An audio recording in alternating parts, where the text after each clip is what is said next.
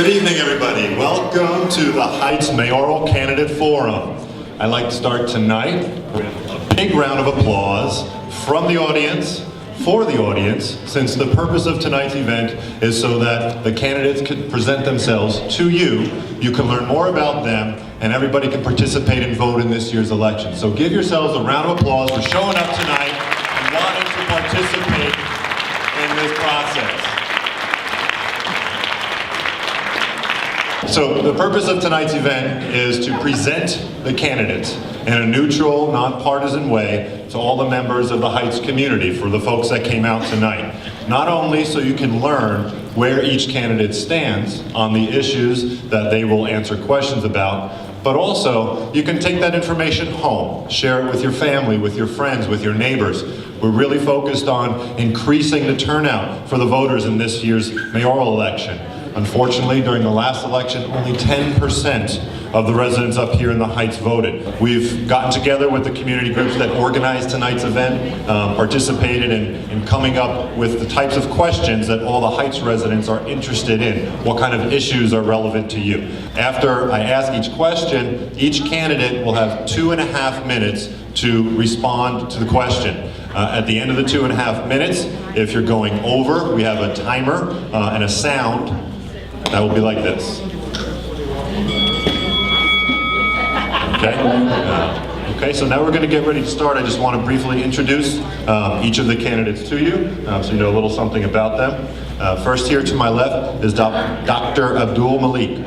Dr. Abdul Malik immigrated to the United States from Pakistan. In Pakistan, he obtained his medical degree. He came here to the United States to continue pursuing his medical profession, has worked in the pharmaceutical industry, and has also served as the executive director of the Association of Pakistani Americans for Community Organization. He takes his profession in medicine and his willingness to join this race very seriously, and he believes in helping other people so that they can find work when they immigrate to the country and so that they can navigate their daily lives. Now's a good time. Please, everybody, give a round of applause for Dr. Abdul Malik.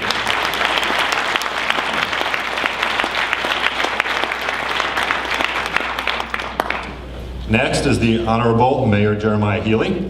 Mr. Healy is currently the mayor of Jersey City, and he has served in that capacity since 2004, since he was elected. Mayor Healy has a background both in public service and in law. He served as an assistant prosecutor for the Hudson County Prosecutor's Office and then ran his own law practice for 10 years. He was also appointed as the chief judge in the Jersey City Municipal Court. He is a graduate of Villanova University and Seton Hall School of Law, during which time he supported himself as an iron worker and as a bartender. And you're all familiar with Healy's Tavern on Newark Avenue here in Jersey City. Let's give a big round of applause for our mayor, Jeremiah Healy.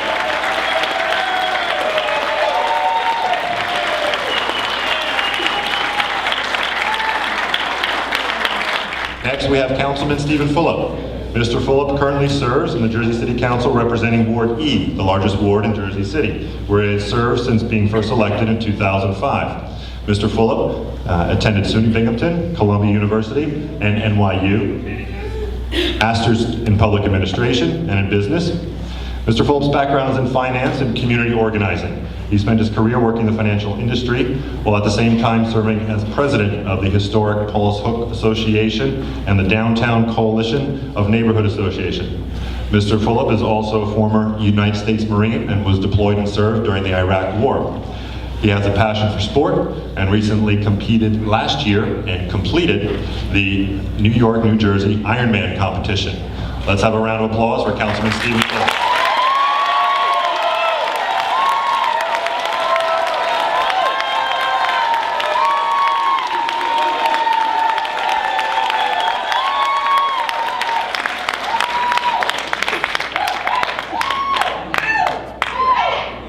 And seated next to Mr. Fulop is Jerry Walker.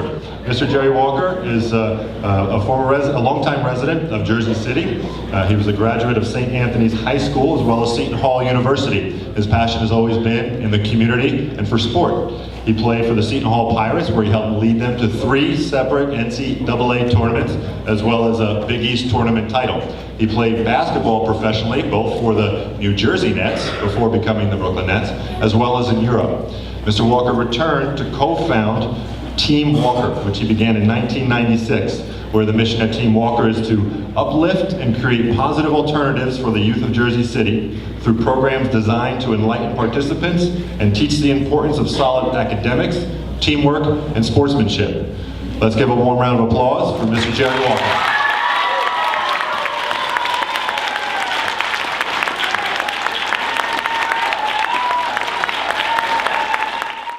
Jersey City has a large number of illegal apartments.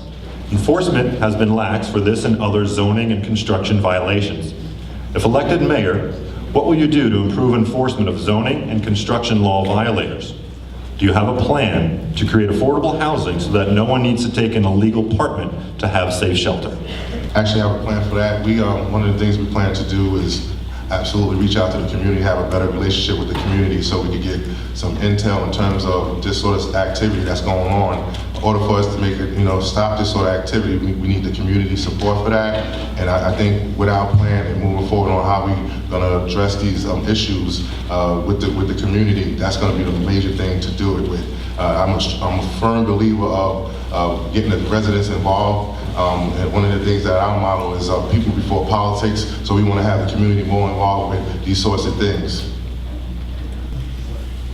We exist, where we are right now is that there's a whole host of illegal apartments. There are 2-family homes, and they have a third, I call it a pirate apartment in the basement. And what I've been trying to do for the last 5 years is to legalize them, let these folks come into the city, give them some kind of an amnesty, have them inspected by our building inspectors, make sure that the third pirate apartment is safe, it has egress and ingress, meets all fire code and safety standards. And then what I would propose to do is to allow them a waiver of the back taxes and put them on the tax rolls. If we can accomplish this, we will not only recognize it's de facto, it exists right now. I'd like it to be legal, and I'd like those folks to get on the tax rolls and pay their fair share of taxes for that extra pirated apartment. That would generate in a neighborhood of at least $7-8 million in taxes to this city every year. It would also allow what is now not legal, make it legal, as long as it meets all of the safety requirements, fire, ingress, egress, building codes, and that's what I'd like to get accomplished over the course of the next 4 years. And it hasn't been easy. There's been a lot of resistance, but I'm convinced that is the right way to go.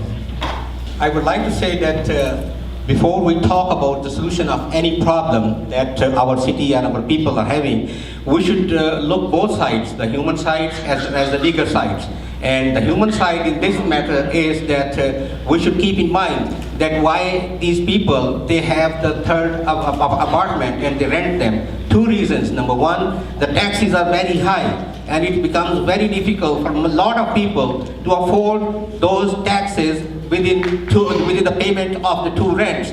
Whereas at the same time, there are a lot of people who cannot afford a decent apartment for their family because its rents are very, very high in Jersey City. That's why a lot of homeowners and renters have moved from this one. So while resolving and keeping this problem, while solving this problem, we should keep in mind that we have to address this human issue also. At the same time, I would like to say that since we have the mayor over here sitting for last 10 years, and today he's saying that he will do this in his 3rd term, I am surprised about this thing, and I feel, astonished and ashamed by the fact that knowing that this problem has been existing and he failed to address this in last 10 years. I understand that, and I believe that the only way we can find a solution for this one to address the human need, the taxes, affordable housing, and then give the people a chance so that they should correct everything. And then, as he said, that I acknowledge that is the one solution that make those people to understand that get to application for this apartment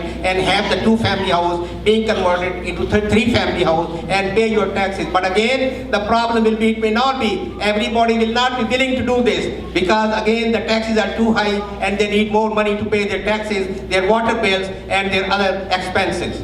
So my concern will be again, address the issue with the provision of more and more affordable housing, and at the same time trying to reduce our property taxes, and at the same time, but there is another issue. There have been complaints and there have been situations where in one small apartment, 20 people were living like animals. So especially when we find out the complaints about this one, I will be very, very strict and tough to enforce the laws in there, and no apartment and nobody in Jersey City will be and should be allowed to, encourage as human slavery.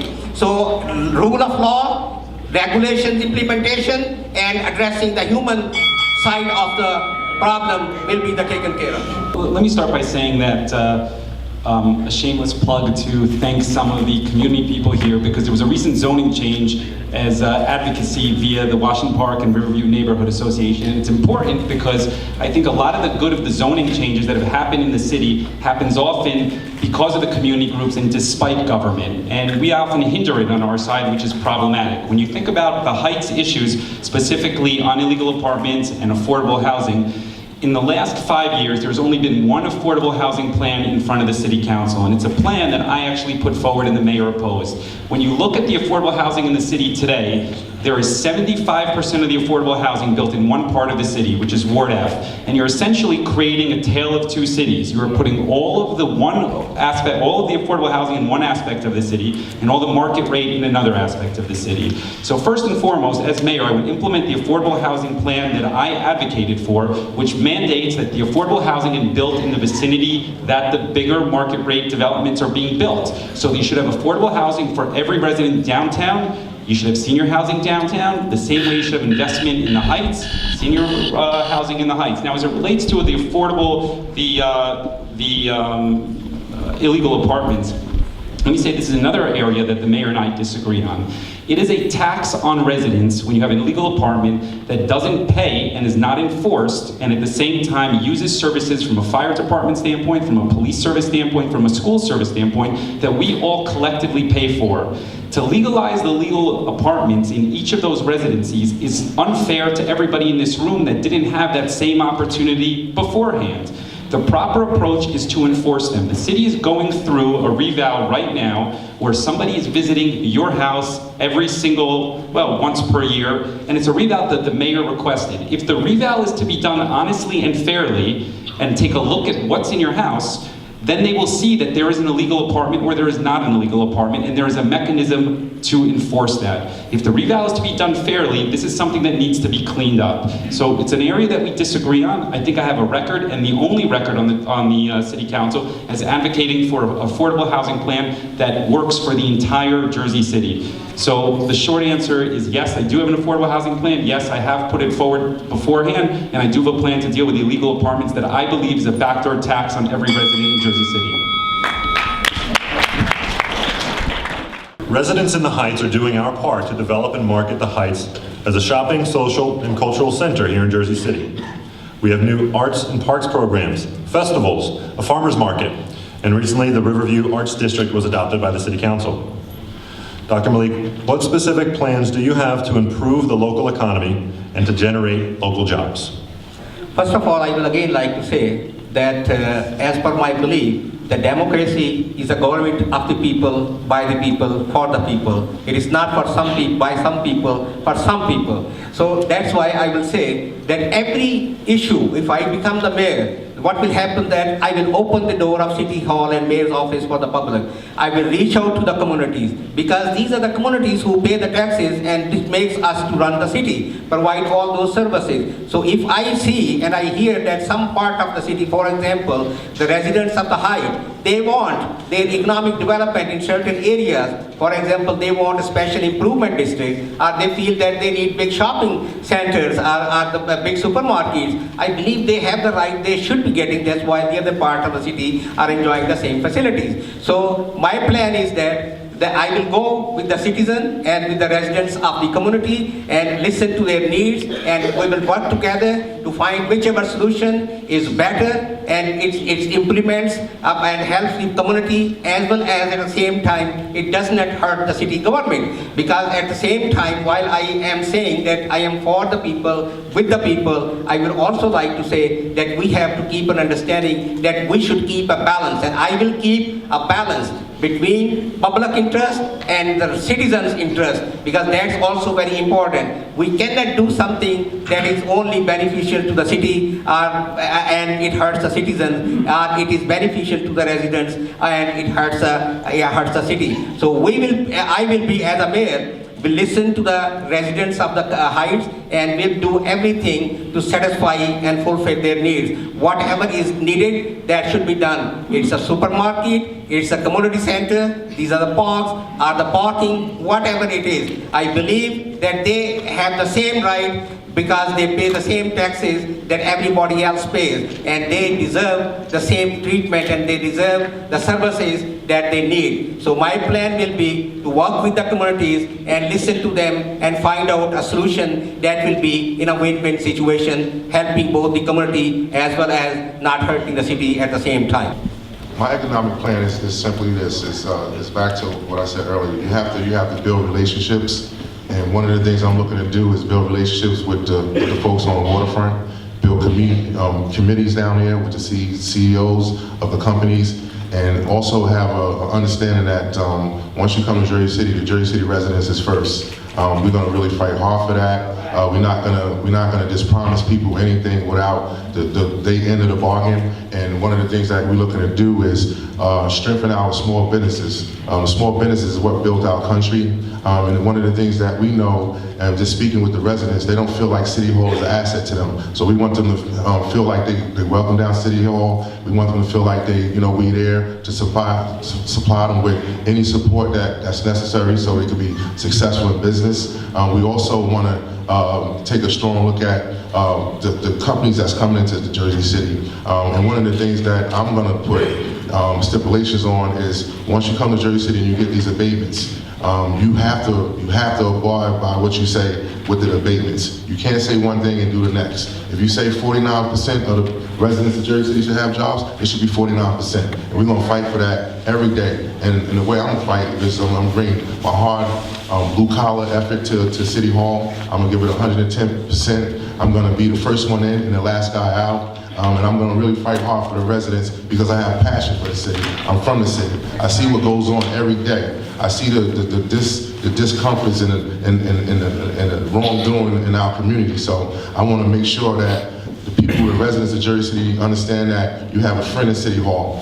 You have somebody that you could relate to, somebody that you could come down there and try to get ideas. We have a lot of innovative people in Jersey City. But they not feeling like they could get the support of the city. So I want to bring that sort of support and make them feel like they're part of the process and not part of the problem. The city, these residents, as I'm going around on my campaign trail, most of them feel like they work for City Hall. City Hall should work for us. So that's my plan, and I'm going to stick to it, and I appreciate it.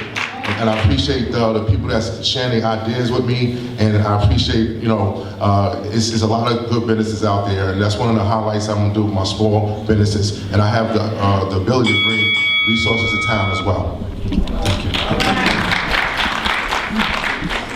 Okay, thank you. Let me start by saying that economic development to the Heights is essential, and I think with this question, I think back to a conversation I had with a Heights resident living on Ogden, Robert Lee, a week ago. And him and his wife are invested in Jersey City. They believe in Jersey City. Their child goes to public school in Jersey City. They love Jersey City like everybody in this room. And what they wanted to do was open a coffee shop on Palisade. And they didn't do it for the sole reason that they thought that the building department was a hindrance to progress, and they shied away from that. Look, when you look at progress in the Heights over the last 9 years of the administration, there's a couple things that are just realities. Journal Square, for example, looks the same way it did 9 years ago. There is no long-term plan whatsoever for the Heights. It's a reactive government as opposed to proactive government. One good thing that was moving forward in the Heights was the UEZ funded Everything Jersey City Festival, and that is now canceled. While the mayor and the administration could find money for raises, for political patronage, there's still a lack of finding simple money to do things that are cultural, like the Everything Jersey City Festival, which services all the employees, all the residents. Now look, our plan that we've put forward, a comprehensive plan, does a couple things. Number one, it has a commitment to finishing the Lowe's Theater, because a cultural hub in Jersey City is essential to attracting jobs and attracting investment. Number two, we have defined the tax abatement program. We have restructured it in a clear, concise way to incentivize development away from the waterfront. It's not going to be based on what type of lawyer you hire. We will codify it so that way people are moving into the inner parts of the city to invest. Number three, I changed the laws downtown on Newark Avenue towards a restaurant row. We could do the same thing on Central Avenue to give culture, to give restaurants, to give an entertainment opportunity so that restaurants feel a very friendly environment to invest. Number four, the buildings department. That should be revamped. There's no question about it, and there should be an expedited service for small businesses. Similar to what they do in New York City, small businesses are the backbone of Jersey City, and we need to help those people that are willing to invest in Jersey City to move us forward. And then finally, we are the only team or the only campaign that has put forward any sort of job program, period. You go to our website, there is a 35-page job program, how we will pay for it, how it will work, who it will service. It is comprehensive and clear. And most importantly, it restructures the employment and training department to better link those who have jobs and those who need jobs. It's fairly cut and dry. And then finally, the department that should hold companies accountable has disbanded. We will do that. Thank you. First of all, can I address something? Affordable housing. There's 80 Cambridge Avenue, a senior. There's Wittenberg and Muhlenberg Gardens up in the Heights. They're all affordable seniors. We have built and we have encouraged the Summit Heights Plaza, which is workforce housing, market rate, and affordable housing. And there's more of that going on just south of Washington Park here in Jersey City. Also, this city, for the restaurant row along Newark Avenue, Steve just took credit for it. It's not the way it happened. That came from our administration, the restaurant row. I'll give him credit. Please minimize the applause to allow Mayor Healy to have the full time to answer his question. You know, and a lot of things that we've done, it takes a lot of work sometimes to build consensus on the city council. But as far as Jersey City Heights, small businesses, yes. Small businesses generate 80% of the jobs in this country here.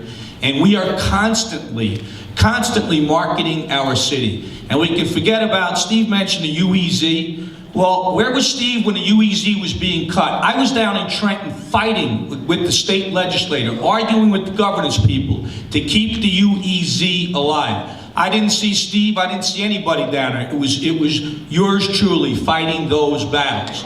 We still kept the 3.5% area, but we lost $12 million when the governor, not this city, nobody in this city turned away UEZ funds, but we were the largest, most successful urban enterprise zone in the state of New Jersey, and we brought in $12 million into the city coffers every year, allowed us to expand crime cameras, allowed us to put the John Doe guys on the street who were sweeping our streets and our sidewalks, also allowed us to put extra police on patrol in our commercial areas. So to say that somehow we walked away from it is just absolutely in error. We fought to keep that UEZ, and the state took the money, the $12 million, to plug holes in their budget. Now, regarding economic investment in our city, we've got to be business-friendly, investment-friendly, development-friendly. That's the only way we can generate other taxes for us and jobs for our citizens. Thank you.